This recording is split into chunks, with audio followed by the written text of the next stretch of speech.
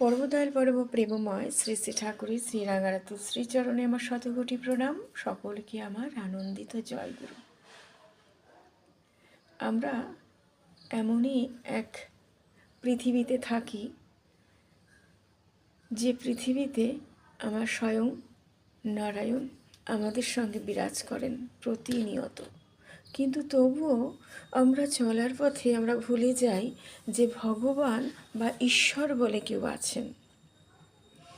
নিজেদেরকে দম্ভ, নিজেদের অহংকার, নিজেদের মতলব এইসব নিয়েই কিন্তু মানুষ প্রতিনিয়ত চলেছে, জীবন নিয়ন্ত্রণ করছে। কিন্তু এমনই জগতের মধ্যে যদি সংসার বা অন্য কোনো জায়গায় অফিস কাছারি বা কোনো পড়শিদের কাছে যদি কোনো কথা কাটাকাটি হয় বা কোনো কারোর সঙ্গে কোনো দ্বন্দ্ব বাঁধল, সেখানে অহংকার দেখিয়ে নিজেকে একজন বিশাল বড় মাপের একজন মানুষ পরিচয় দেয়।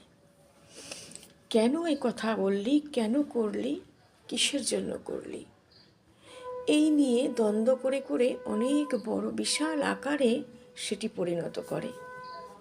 কিন্তু দেখুন, এই পৃথিবীতে জীব জগৎ নিয়েই কিন্তু ঠাকুর আমাদেরকে পাঠিয়েছেন।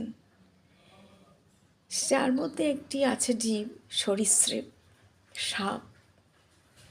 বিশাল ভয়ঙ্কর সাপের কথা শুনলেই মানুষ কিন্তু একটু কেঁপে ওঠে বুকটা। সাপ বলে কথা।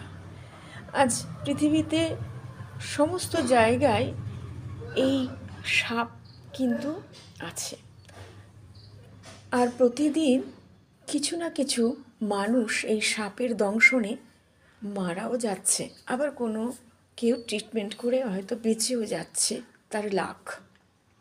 কিন্তু সাপ যখন কামড়ে যায়, সাপকে কি প্রশ্ন করা হয়, এই তুই কেন কামড়ালি, তোকে এত বড় ক্ষমতা, এত বড় অধিকার কে দিয়েছে, কেন আমাকে কামড়ালি বা কেন ওই মানুষটাকে কামড়ালি? এরকম প্রশ্ন কিন্তু আমরা করতে পারি না। সে কিন্তু একটুখানি সরীসৃপ, 2, 4, 5 হাত 10 হাতের, তার এত বড় ক্ষমতা, সে দংশন করে চলে যায়, কিন্তু বলবার কিছু নেই।